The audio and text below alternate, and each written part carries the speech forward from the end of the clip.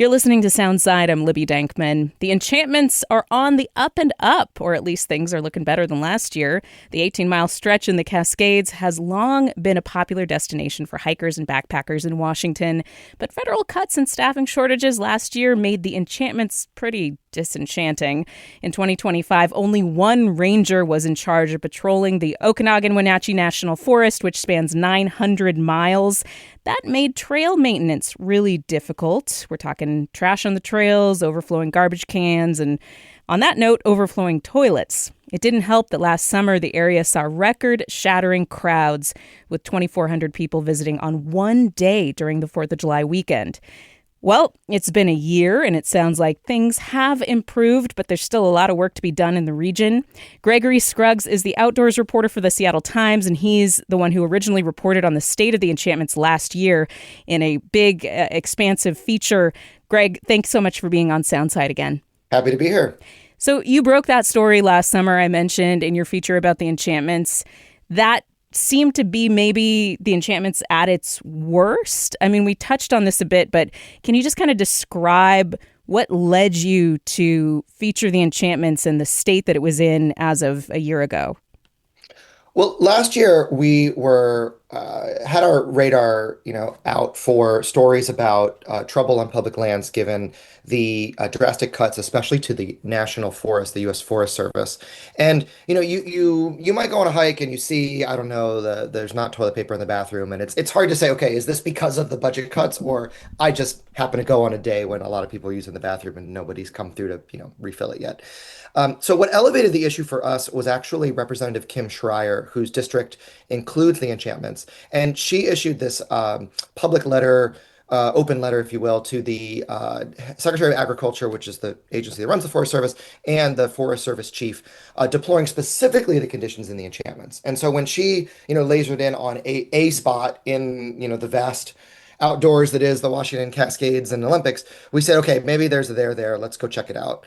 And so I went on a hike with a member of a nonprofit. There's a lot of organizations in Chelan County that, care passionately about their trails and about outdoor recreation and the role it plays in the economy. And they've been, planning behind the scenes for the possibility of the enchantments, which are already extremely busy, as the Seattle Times has reported in years past, could, reach some kind of a tipping point. So that's what prompted us to look at the enchantment specifically. So we don't have specific numbers yet for this holiday weekend, but do you get a sense that anything is going to abate in terms of the popularity of this trail, the number of people that are trying to get out there in the enchantments?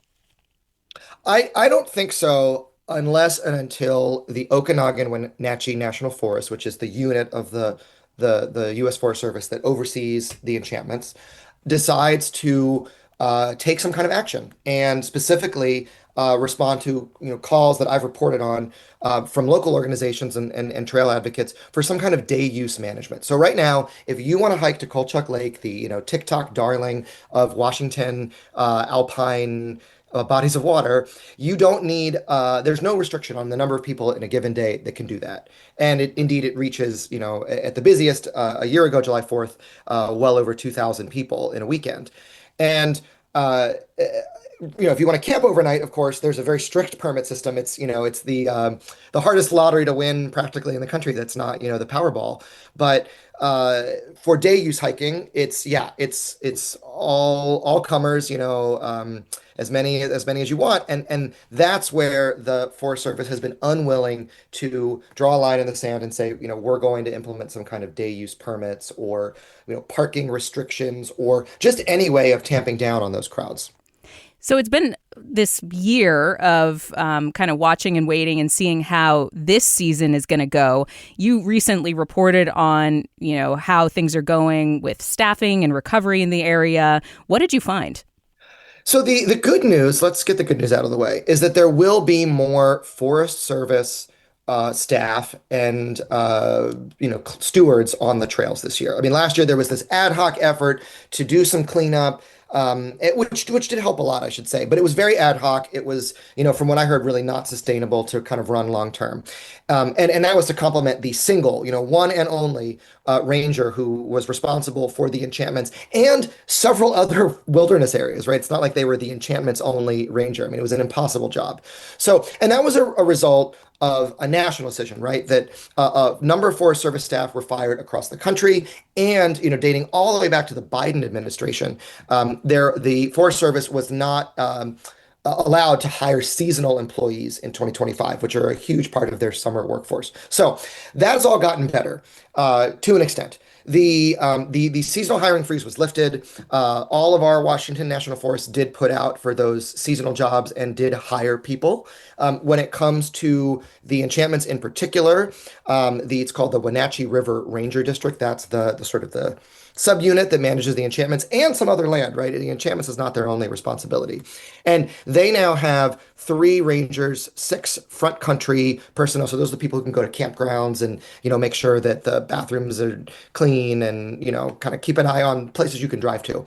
And then there's also some stewards that are climbing ranger, not they're not rangers, but climbing stewards who are helping out specifically the climbing community, partly funded by something called the Access Fund, which is a national nonprofit for climbers who have chosen to invest, their limited dollars. They see this as a hotspot nationally that needs a little bit of help. So there will be more boots on the ground who are, in uniform and official, who can help you if you're lost, who can give you, advise you that maybe flip-flops are not the best footwear for hiking up to Kolchak Lake, who can make sure you've got food and water before you head off on a 18-mile through hike of the enchantments. The kinds of things that, people can get into trouble, keep you off of social trails or off of off-trail areas that are, going to cause ecological degradation in a very fragile alpine zone. All of that we're going to hopefully see a little bit more of. But those folks in uniform will be responding to large crowds because there are still no limits on the number of people who can hike in a given day as long as they don't spend the night. And I guess we should say that this isn't just an issue of like people being annoyed because there's no parking or because the trails are really crowded and they can't get a shot for their Instagram page or whatever. It's a bigger issue, right, Greg? Like when trails are overused, when areas have too many people using them and going off on social trails, overflowing the toilets, etc., there are bigger ecological challenges that can result, right? Definitely. The Enchantments really has become this poster child for the Alpine Lakes wilderness more broadly, which celebrates its 50th anniversary this year. And in the case of the enchantments, I mean, you look at like the human waste issue, and these waterways, right? They feed into Icicle Creek, which is in turn the water supply for the town of Leavenworth. I gave a talk earlier this year in Leavenworth about my reporting, and a number of attendees came up to me, and they really stressed that for them, they're most worried about the impacts to their water supply. There are, of course, flora and fauna in the alpine. There's the mountain goats who are sort of iconic species up there, and the garbage and plastics and human food. I mean, all of those just I think I mean I'm not sort of wildlife biologist level knowledge on this, but I think there's a sense that we're supposed to be treading lightly in these habitats, and when we leave, when we don't leave no trace, when we do leave a trace, that can't be good for the native species that live there. And really, there's a philosophical question, right? I mean, I mentioned, the Enchantments sits in something called the Alpine Lakes Wilderness. So, an act of Congress decided that this part of Washington state should be, kept in sort of a pristine state. The Wilderness Act of, I think it's 1964, uses the phrase something like untrammeled by man. So, as much as possible, these areas we've decided as a body politic should be preserved to sort of the highest level of conservation. We build trails, yes, but we do it with a very light touch. We don't use chainsaws. We don't allow mechanized equipment in these wilderness areas. And so I think there's also this question that we need to answer as a small d democratic society here, is like, the Enchantments doesn't really feel like wilderness when there's 2,000 plus people up there, or at least at Kolchak Lake. And, do we need to reconsider how we define wilderness? The way we structured it in the 1960s is quite different in the 2020s. are there certain places that are just so popular that, you need to kind of acknowledge their wilderness light, if you will, and then other places that are harder to get to really are that, quote unquote, true wilderness? Or do we say, no, wilderness is wilderness, and, we actually should be dialing back to, very small numbers of people going to these places in any given day, which, creates its own spillover effects because then people want to go somewhere else. I think it's a bigger picture conundrum that I don't think the U.S., much less Washington outdoors community has really reconciled with. So you touched on some of this, but what are some of the proposed solutions to the way that Washingtonians and visitors from outside of Washington really seem to be, I mean, frankly, loving the enchantments to death in some ways, like really appreciating the outdoors and wanting to go and visit and take the pictures and do the hikes. But so many people arriving and putting so much strain on the area that, there can be really bad long-term consequences for that. What are some of the proposed solutions to addressing just the crazy popularity of the enchantments?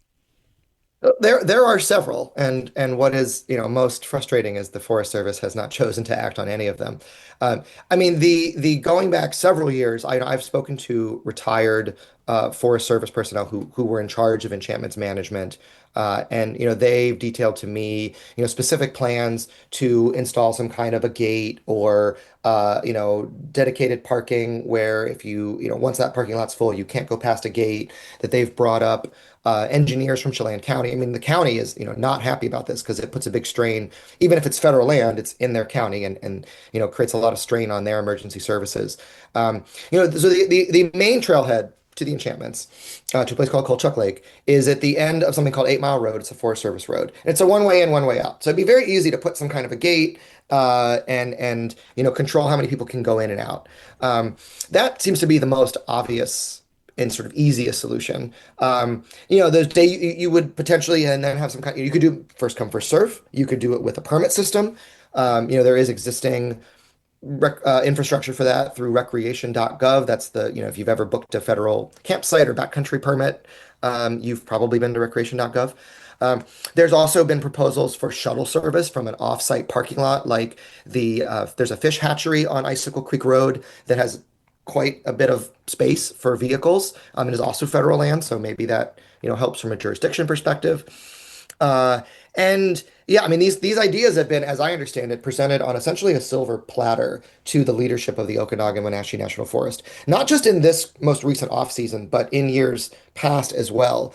And they have just, again, according to, I haven't been in these meetings, but I've been, spoken to folks who were in these meetings, and apparently the attitude is, thanks for the info, and that's it. I mean, they don't Hmm. have an opinion. They don't say let's look at A and then B as a backup. There's just this unwillingness to actually make a decision, really kicking the can down the road. And a lot of that I would put at the hands specifically of the Okanogan-Wenatchee National Forest supervisor, Tara Humphreys, who herself is actually on a temporary detail in Alaska. So another reason we're not having any decisions made this year is that there's only an acting boss at the moment. And this isn't just a conversation, I mean, ultimately about the enchantments, right? Like, this is something that parks agencies have to think about everywhere when it comes to use and if there have to be limits. I understand that you're in Squamish right now in BC, right? Up in Canada. And you're kind of looking into something related to this. What are you doing up there? Yeah, I went on a hike with my wife and 2-year-old on Saturday to a place called Cheakamus Lake. It's near Whistler. Lovely spot, beautiful views of snow-capped mountains and all the wonders of the Coast Range. And to get there, I had to get a day use pass from BC Parks. 2 days before my hike, those passes open. You go on a website. It's free. It took 30 seconds, if that. And I got a little QR code on my phone. And about 2 miles before the trailhead, a friendly Quebecois park ranger with, little more than just like a pop-up tent and a uniform and, some kind of, I mean, maybe there was like a gate of some kind that could close at night. And he's there to check and make sure I've got my day use pass and off I can go. I mean, it was still full. The parking was still a little janky, right? Like it was squeezing in like sardines. So I don't want to suggest I suddenly had this amazing hike all to myself, but it was not the kind of like multi-mile backup congestion on a forest road situation that you see in the Enchantments. And it's really not rocket science. Like it's very simple. And I think that's what's been so maddening for the Leavenworth area and Chelan County sources that I talk to who work in recreation and conservation is like, this is not a complicated system to solve or problem to solve. Solutions are very basic from a technological and infrastructure perspective, and there's just this unwillingness for whatever reason in the Enchantments to do something. Gregory Scruggs is the outdoors reporter for the Seattle Times, and he's been keeping us up to date on the state of the Enchantments and really just sort of the outdoors, the dynamic of our parks use in general, our trails use in general. Greg, thank you so much. By all means, happy to be here, Libby. Thanks for listening to Soundside. Don't forget you can listen live on KUOW 94.9 Seattle at noon and 8 p.m. Monday through Thursday, or anytime right here online at KUOW.org, or of course on your favorite podcast app.